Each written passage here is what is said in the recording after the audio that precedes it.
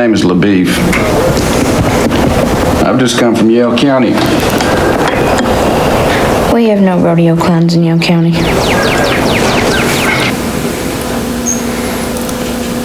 I think this movie is just generally quiet. Okay, that's fine. A saucy line will not get you far with me. I saw your mother yesterday morning. She said for you to come right on home. What was your business there?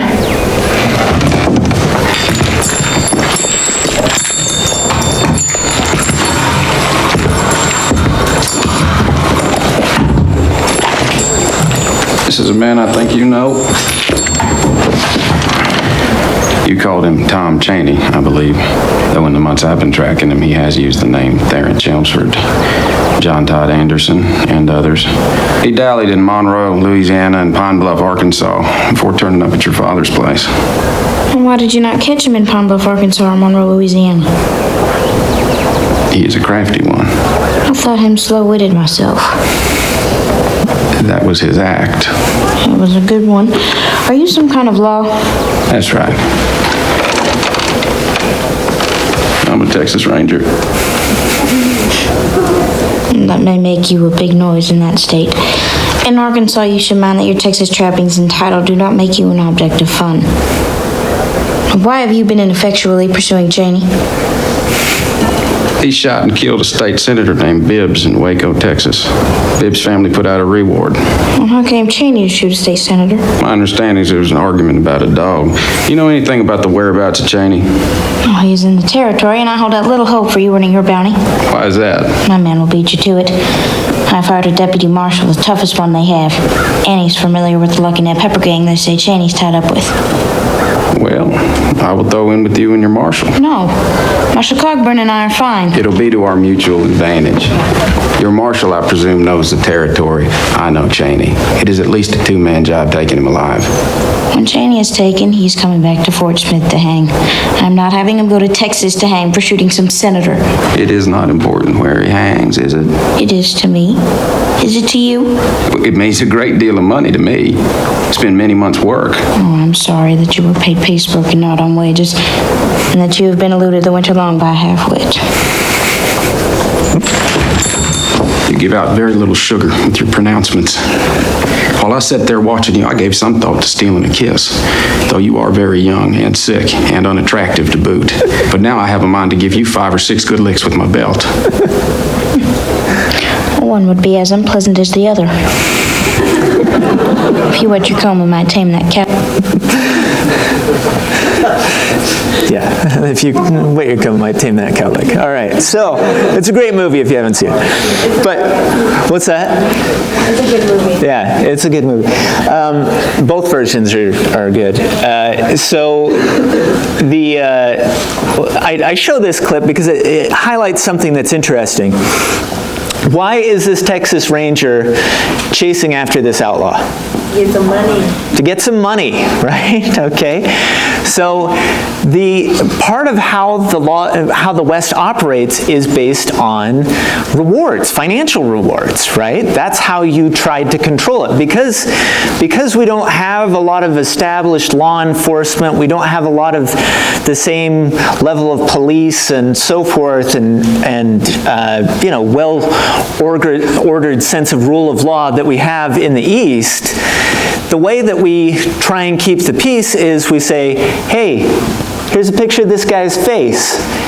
If you find him, dead or alive or whatever the conditions are we're looking for, then you will be paid this amount of money, right? And so the West is operated in terms of law enforcement largely on a system of bounty hunting, right? If you really think about it. And that's true even of more formal lawmakers like Texas Rangers, right? A Texas Ranger will sometimes go, hey, I'm going to go pursue this guy because there's money involved. And there's another aspect to the role of these groups that I want to highlight. Unfortunately, there is a movie, but it doesn't have this particular scene in it. From Where did it go? From Lonesome Dove. If you haven't read Lonesome Dove is the greatest Western novel ever written. And it's the story of a couple of retired Texas Rangers. And they live in this town called Lonesome Dove that's right on the border with Mexico. And because they're old Texas Rangers, they basically, for the sake of having something to do that involves hopefully shooting somebody, they steal a lot of cattle from Mexico, right? So they'll go over the border, try and steal some cattle, hopefully get in a gunfight with somebody, steal the cattle, and add it to their ranch. Well, they do this for so long that it turns out that they actually have a ton of cattle. And at a certain point, they realize, hey, we're actually kind of financially successful. And then one of their old ranger partners shows up and says, why don't you drive those cattle north and sell them? And so it becomes a cattle drive story, but it's also a story about a couple of retired Texas Rangers. And there are two, Augustus McCrae and William Call, okay? And Augustus is loudmouthed and says exactly what he thinks, and Call is sort of the quiet, quintessential cowboy who keeps kind of everything guarded. And they have a lot of these arguments. Well, they're getting ready to go on this, or they're considering this cattle drive and talking about it, and they're not sure how much territory they're going to have to cover. And that's where this little segment comes from that I'm just going to play from the audiobook version because I can't do the voices. So we'll play the audiobook version. Probably want to turn the volume down, is my guess. The whole prospect in a more attractive light. How far do you reckon it is to Montana, Call? He asked. Call looked north across the dusty flats, as if estimating in his mind's eye the great rise of the plains stretching even farther than hearsay, away and beyond the talk of men. Jake that morning had mentioned the Milk River, a stream he had never heard of. He knew the country he knew, and had never been lost in it. But the country he knew stopped at the Arkansas River. He had known men to speak of the Yellowstone as if it were the boundary of the world. Even Kit Carson, whom he had met twice, had not talked of what lay north of it. But then his memory went back to a camp they had made on the Brazos many years before with an army captain. There was a Delaware scout with him who had been farther than any man they knew, all the way to the headwaters of the Missouri. Remember Black Beaver Gus, he said. He'd know how far it was. Yeah, I remember him. It was always a puzzle to me how such a short-legged Indian could cover so much ground. He claimed to have been all the way from the Columbia to the Rio Grande, Call said. That's knowing the country, I'd say. Well, he was an Indian. He didn't have to go along establishing law and order and making it safe for bankers and Sunday school teachers like we done. I guess that's why you're ready to head off to Montana. You want to help establish a few more banks. That's aggravating, Call said. I ain't a banker.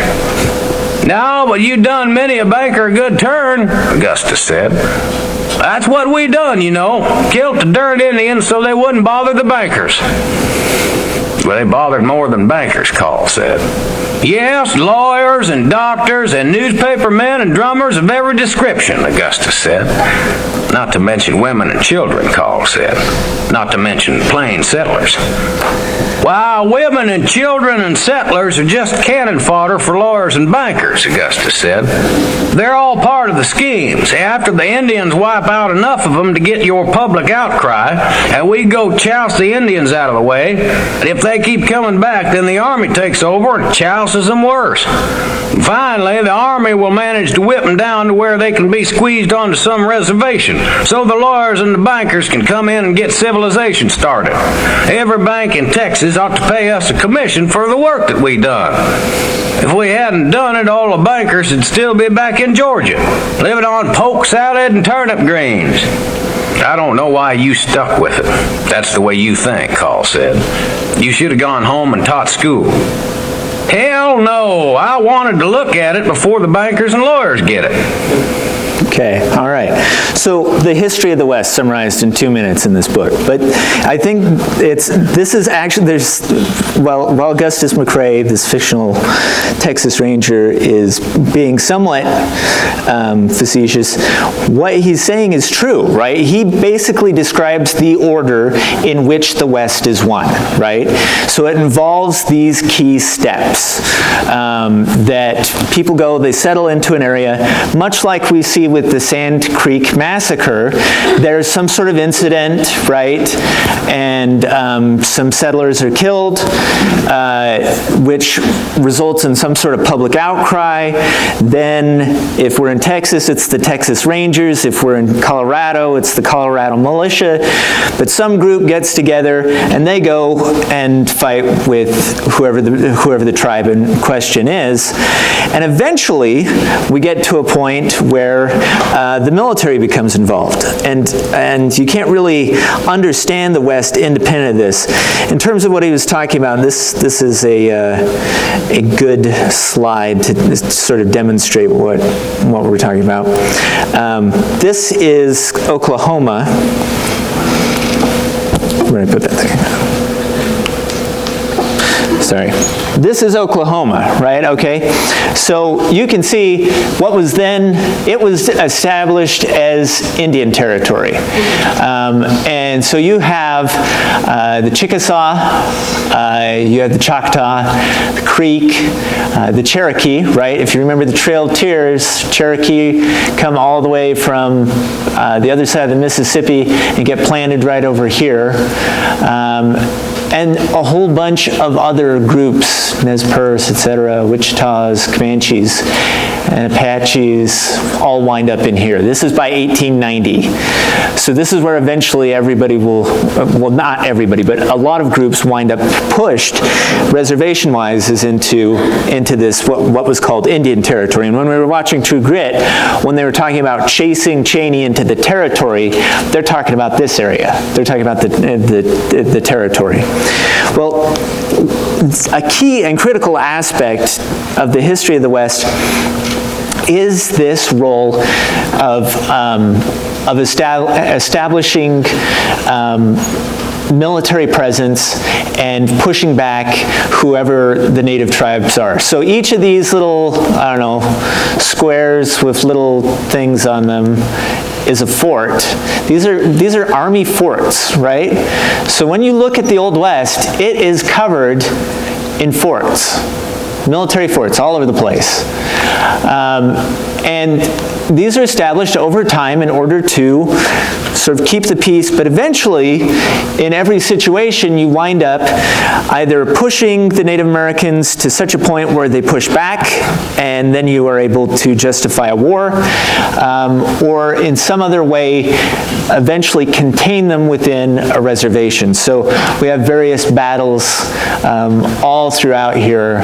Sand Creek, we've listed as a battle, really a massacre.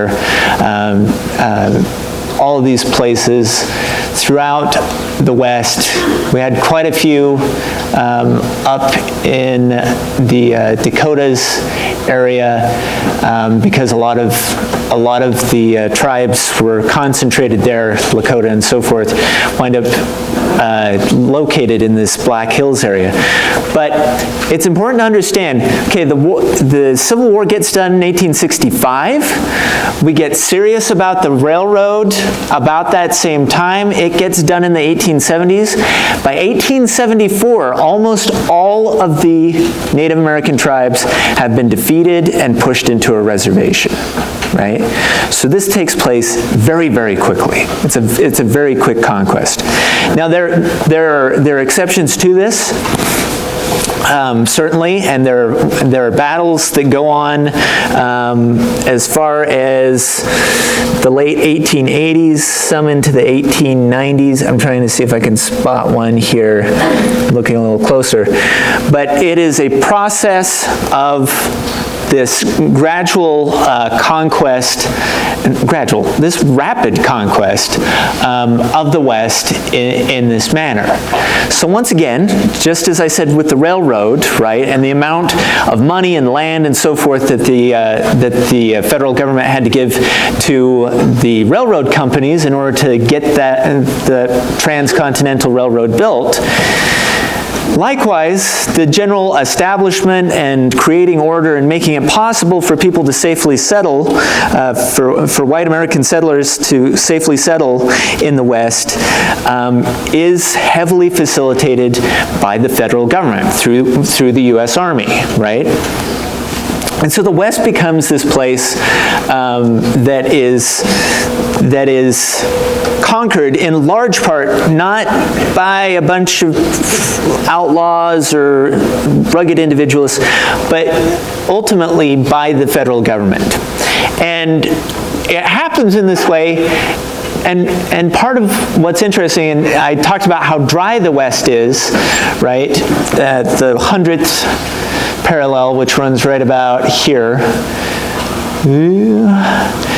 Everything west of this point is quite a bit drier.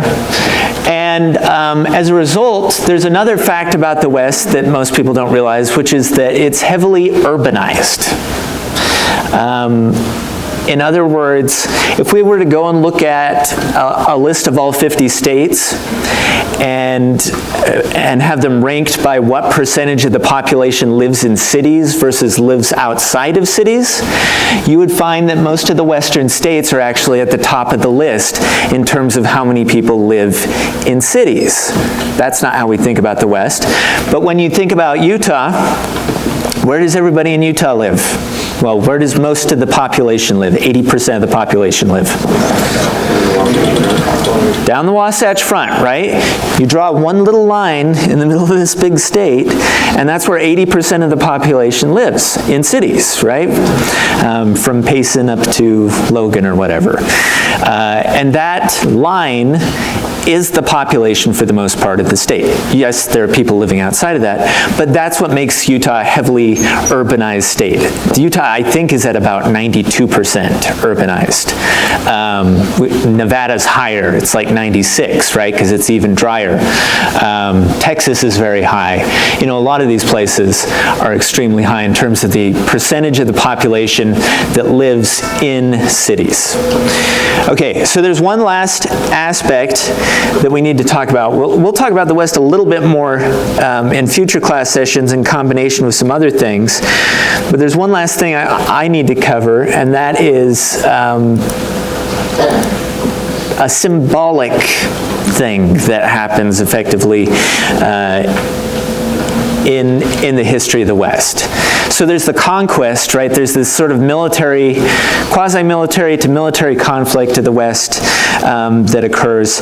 But there's one that is really important, and it's critical to understand, first of all, that for so many of the Plains Indians tribes, the Lakota, Sioux, Cheyenne, Kiowa, all those groups, the buffalo, or American bison, if we want to be technical, plays this key role in their religion, right?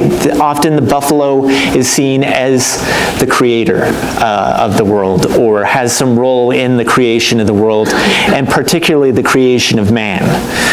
And so what occurs with the buffalo is a really critical piece of this puzzle that we also need to realize.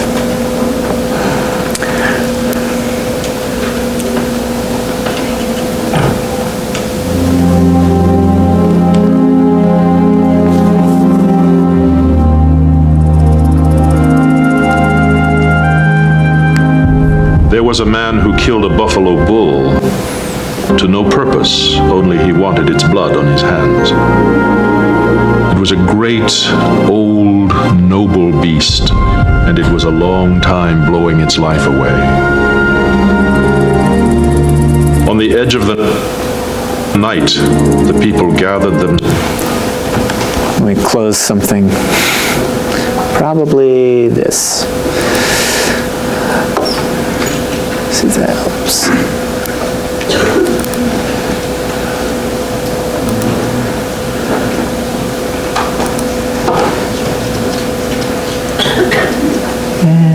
This.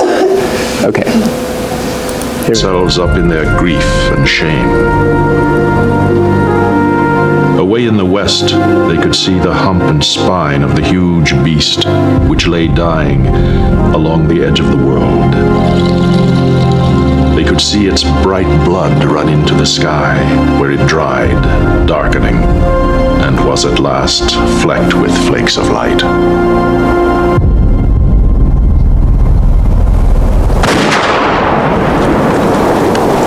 The thing we had to have, we businessmen with rifles, was one-shot kills.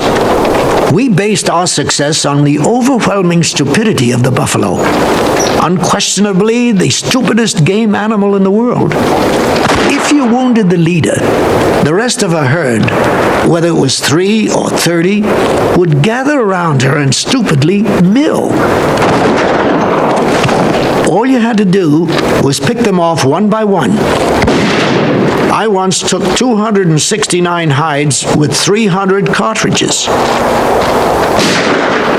Adventurous? No more than shooting a beef critter in the barnyard. It was a harvest. We were the harvesters. Frank H. Mayer.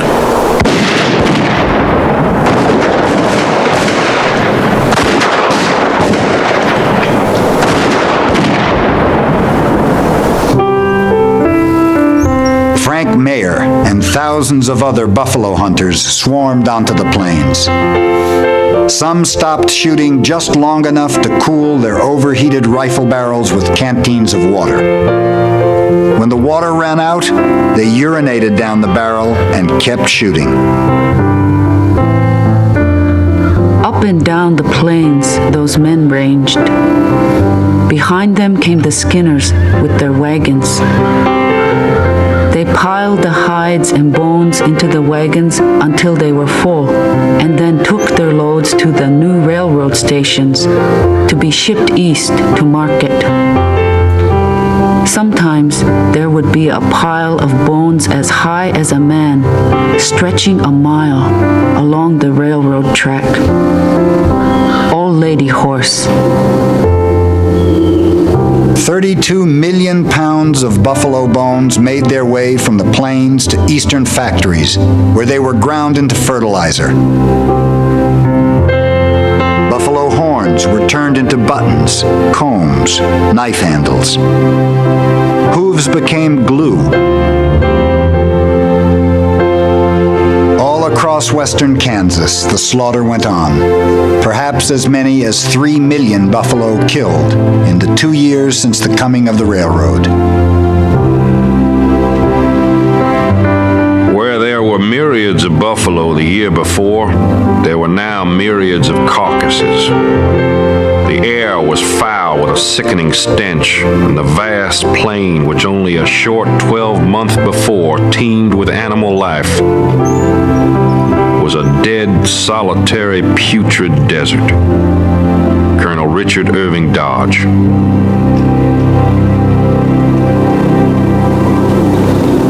Many Americans grew alarmed at the extent of the slaughter.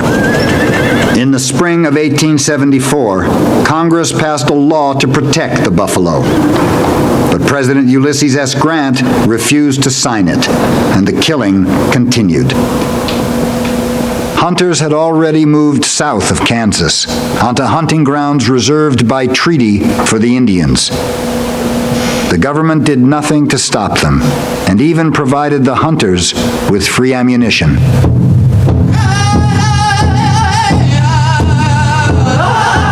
You white people make a big talk, and sometimes war. If an Indian kills a white man's ox to keep his wife and children from starving, what do you think my people ought to say and do when they themselves see their buffalo killed by your race, when you are not hungry? Little Robe. The Indians sensed that we were taking away their birthright, and that with every boom of a buffalo rifle, their tenure on their homeland became weakened, and that eventually they would have no homeland and no buffalo. So they did what you and I would do if our existence were jeopardized. They fought. In the summer of 1874, the Kiowas, Comanches, Arapahoes, and Southern Cheyenne rose up and drove out the hunters and any other whites they came across. General Philip Sheridan ordered a massive campaign, deploying 5 columns of troops to pursue the Indians relentlessly during the summer and fall, depriving them of rest or the opportunity to hunt.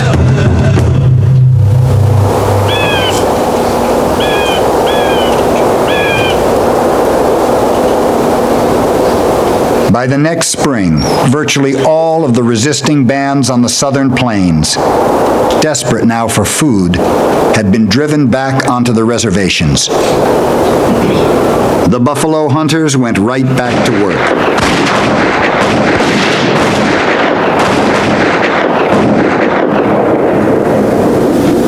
Within a year, the herd on the southern plains had virtually disappeared. One by one, we put up our buffalo rifles and left the ranges. And there settled over them a vast quiet. The buffalo was gone. Maybe we served our purpose in helping abolish the buffalo.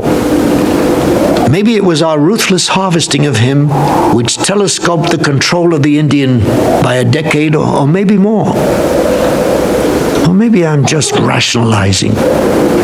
Maybe we were just a greedy lot who wanted to get ours, and to hell with posterity, the buffalo, or anyone else, just so we kept our scalps on and our money pouches filled. I think maybe that is the way it was. Frank H. Mayer. So, buffalo is the other piece in this conquest. It was recognized and seen and understood that it was this critical piece, not only in terms of religion, but to the livelihood of so many of the tribes of the Plains area. And as a result, the government, as they said, was willing to actually even fund the ammunition for some of these hunts. Okay, let's see if I can get this stupid thing to work. Why does it always do this? HDMI. Slideshow. Okay, we're going to do a quick iClicker thing.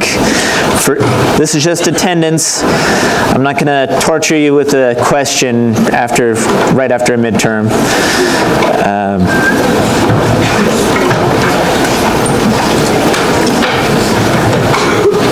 Come on.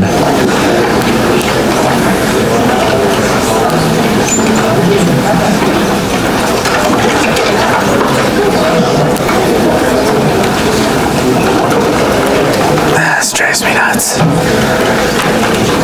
Okay. All right.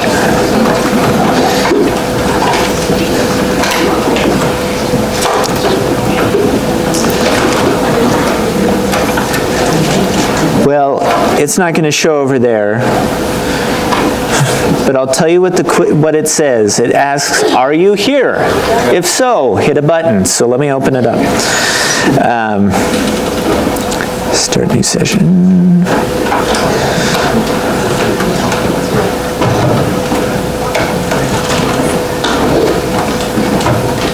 Good. Close. And it should be open now.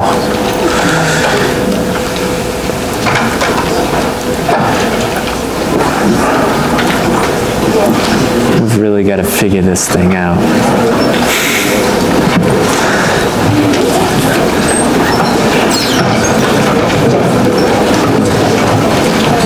All right. right, so like I said, all these the guild assignments will be up today. If you did horrible on the midterm, do not freak out, okay? You can still redeem yourself. Next time we'll talk about the Gilded Age, so make sure you do the reading on the Gilded Age for next week.